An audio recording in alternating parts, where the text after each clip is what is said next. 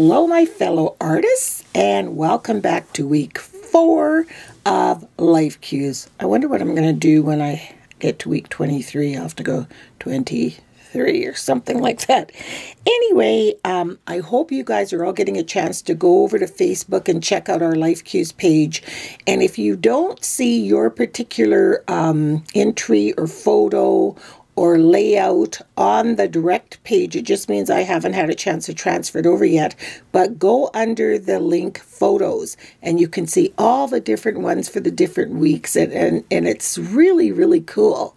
So for week 4, I'll get my nice fresh page here. So 1, 2, 3. We've got week 4. I didn't put any gesso on this page because this card was very white on the back, and I also am planning on doing some stuff on top of this page, so I don't really feel like I need to put gesso. Just going to use a lot of different, background layouts. So before I show you that, I just wanted to show you, I was in my craft room, and I have my mother, for all 7 of us, made us a baby book, and this one is mine. So I was just looking through. Apparently this friend of theirs sketched me. I'm not sure how old I was, but yeah, there I am.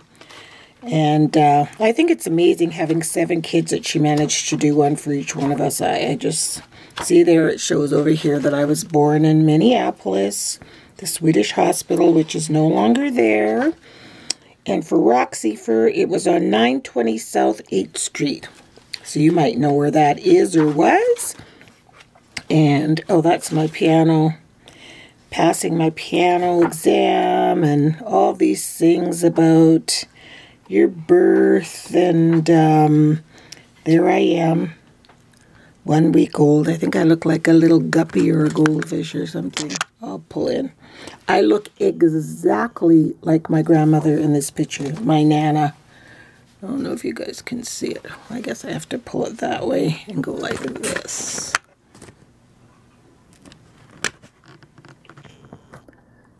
There you go. You can kind of, I don't know why the camera's doing that. But anyway, that's me at 1 week old. So it just goes, I weighed 8 pounds, 3 ounces. It just goes on and on to, pictures of you with your siblings as a child and all kinds of stuff. So, and in the back, what was really cool about this, I went to Minneapolis with my mom a few years ago, and I did a layout. That's why these things are in here loose, because this was the flight they were taking to go to New York. And then my mother went into labor, so they had to land in Minneapolis, and yeah. And that's why I was born there. And I did a whole layout on it. It was really cool. I'll have to find that. I don't know where I put it. But anyway, this here is where this picture goes. But I just glued the original back in another place in here. So it's in here somewhere. But there's a lock of my hair just laying there. So funny, hey? 63-year-old hair. All my DNA in there. It says at 5 days old, left the hospital and went to the airport to fly to New York to continue on our journey, because my mother wanted to get there for Thanksgiving. And there's the other sketch of me. I think these are really cool. My book's kind of falling apart. But anyway, as I was looking through this and looking at me as a child and all that kind of stuff, I started thinking, what would I tell her? Oh, there's that picture. Same picture. That's the original. What would I tell that little Monica? Now, having lived this long, what would I go back? What advice would I go back and give her and tell her? This is still my personality right here. Zany Nutbar. That would be me right there. And my mom said I wasn't crying, but I was just being goofy. And I tended to do that a lot. Be a goofy little girl, Shoes untied, dancing around. I think my mouth was full of food. Just being silly. And that's how I always was. And I'm kind of still that way.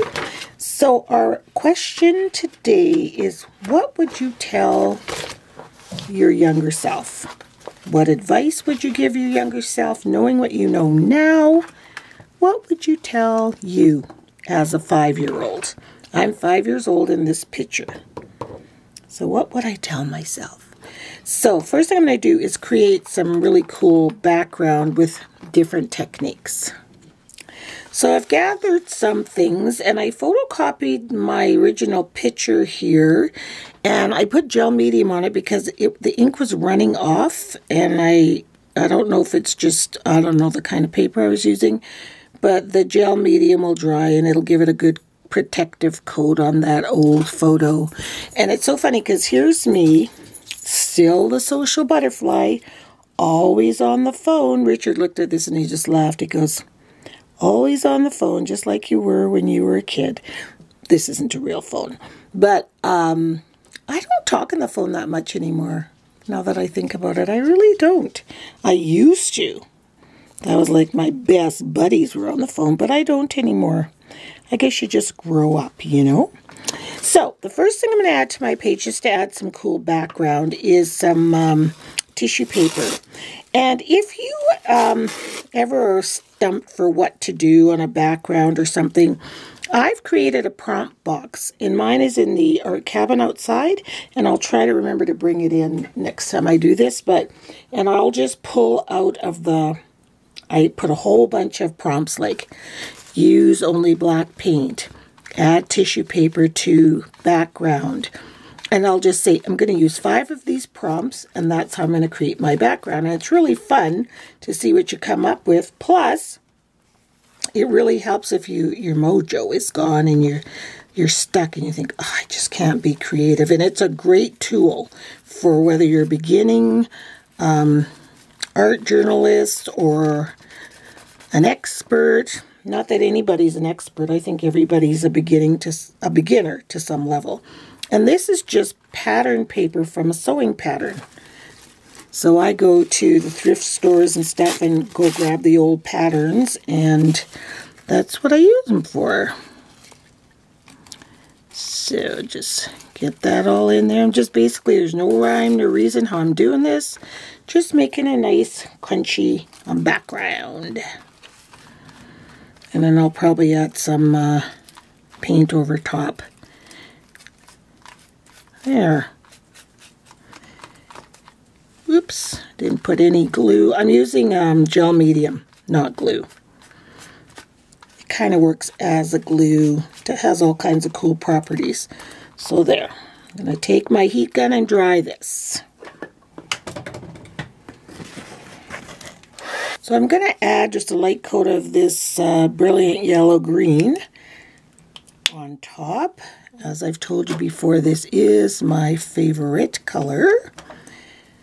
So my paintbrush is quite watery, so it'll just give it kind of a white wash or a green wash.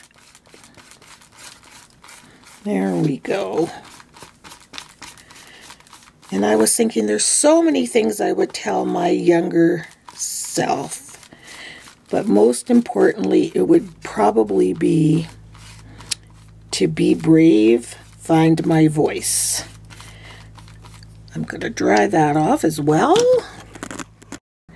Next, I'm just going to take some of this blue, and I'm going to use my hands for lack of any better tool. It's funny, as doulas, we always say the best tool you have to work with a client or a pregnant mummy is your hands. So I'm just smearing it all over my hands, and that's the same thing with art too. You always have your hands. You may not have fancy tools and brushes and all of that, but you got your 10 fingers. Only thing about this is the paint dries fast, so you gotta go quick when it's on your hands. Maybe it's your body temperature is hot, because I'm a hot mama, you know. Yeah, that's exactly what I wanted. I wanted the paint to pick up those bumpity bumps from the pattern paper. And see, that just gives it the coolest texture. And I'm not worrying about this page over here because I know I'm going to add gesso or some other background on it. Let's put some blues in the corner. Not pretty. And then you still have the line from the pattern paper if you so choose to leave it like that or not.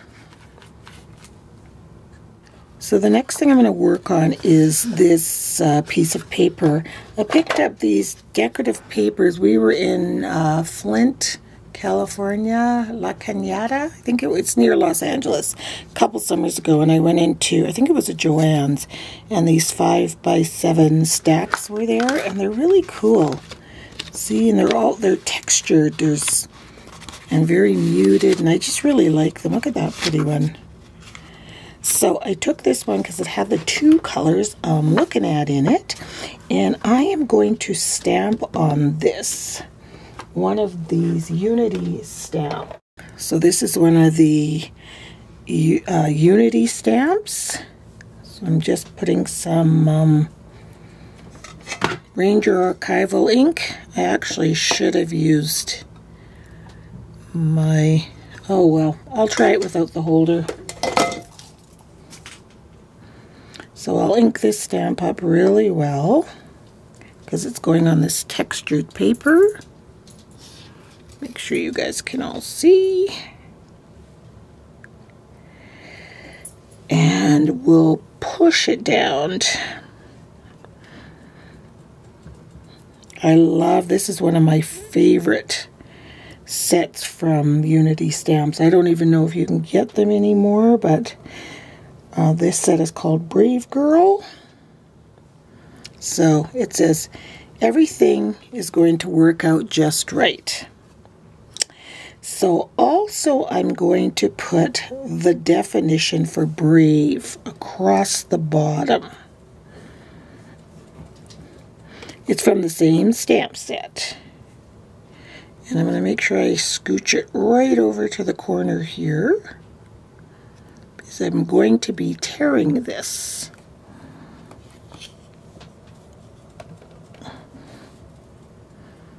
There we go. Brave. So it has the definition of brave. So I'm going to go ahead and assemble my page and just talk a little bit about myself as a child. I was the third born of 7 and also the middle girl of 3. So yeah, I kind of probably had all those middle child issues. And I was never confident. My oldest sister was very, very confident and very sure of herself. And, you know, I used to kind of walk in her shadow, kind of.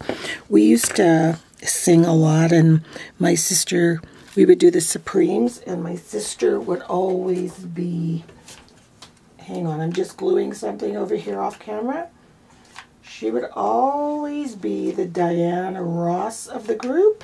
And I wouldn't dare challenge that. So I used to think I couldn't sing. As a matter of fact, I never sang in front of anyone by myself until I was about 40 years old. And then I opened up my mouth and sang, and the sun still came up the next day. And then I went on to have leads in musicals, you know. And I think to myself, why didn't you use your voice then? Literally and symbolically. Have a voice. Use your voice. Don't be so shy. You know, all of those things. So many of us are that way. We're just so shy to let ourselves shine and just let ourselves... It's like Marianne Williamson. She was doing that. I think she made the prayer, and then Mandela used it in one of his speeches, that we're not so much afraid of doing the thing. We're afraid of our greatness and how great we will be, or what can become of that. That's what scares most of us. It's like we just don't want to step off that ledge and fly. We're just too afraid, right? Just using an angle punch right here, just to angle this a little bit, make it look like a tag. And so that's what I would tell my younger self. I would say, be brave. Be a brave girl. Don't be afraid. Don't be so afraid, even of criticism. You know, I remember kids, we're mean. We're all mean. And I'm not saying I was the perfect of all. Believe you me, I wasn't. This is an old negative, a real negative, and I looked to see what it was, and it wasn't anything. This was all black, and whatever was on here wasn't that big of a deal. So I wanted to use it on my page just because of the old picture. And so I'll just glue that on. But yes, I was just afraid. I was very social, you know, try to get along with everybody. I was pretty feisty. But if you asked me to sing or speak or anything, not me. And now when I think back, now I have facilitated workshops and spoken in front of hundreds of people in different cities, and it doesn't bother me when I think of all the prenatal classes I've taught. I've just grown, I guess, and all it takes is just one person to boost your confidence just a little bit, or all it takes is for someone to hear you, just to be heard. And that happened to me. I had an incident where I was at work, and it was about a student, and my boss listened and heard me, and that is when I found the power of my voice. I'm just tearing this paper. It's really thick. It's almost like, I don't know, but it's thick. But I've glued down my thingy, my negative, and I want to put, I am a brave girl, and here's the definition of brave. And maybe I'll find a flower to put somewhere to tie this all together. Maybe that one, because it's right here on my desk. And how can I do this? It's hard when you're, you know, limited for space. So I think that's how I'm going to do that. Yeah. So here is my finished page. The gel medium worked perfectly on my picture to kind of restore it or preserve it. That's kind of a good idea if a picture, you've printed a picture and it's not looking very good. You can see the gloss on it there. And I like the look of the negative. And so what would I tell my young Monica? I was called Moni as a child. So I would tell Moni to be brave and to find her voice, and don't stand in the shadows all the time, and have confidence and self-esteem, and that you are beautiful. You're pretty darn cute, and you're beautiful. And it's hard to see my hair in this picture, but maybe if I shadow it, you can see it. It goes all the way down my back. I had really long hair. And everything is going to be okay. And I'm a brave girl. And I changed the flowers. I was going to use that goldy one, but then I found these, and they're a perfect match. They're almost like, they're not metallic, but they're really, really hard. And then I added 3 Heidi Swapp clock embellishments. This one's a transparency, as is the one poking out here. And then there's one, where's the third one? Maybe I just used 2. Yeah, I just used the 2 transparencies. There was one other one. It was like solid. And then I've got the definition of brave. I inked around the edges with archival ink like I showed you guys before. So that is my finished page. And I wonder what you guys are going to tell your younger self. So many lessons if we only knew. But then I guess we wouldn't be who we are right now if I was braver and more confident and found my voice. Who knows what road my path would have taken, hey? So we'll see you all next week, and have fun with your life quotes. Can't wait to see what you post. Don't forget to post them on the Facebook page. The link is in the description box. See you next week. Bye.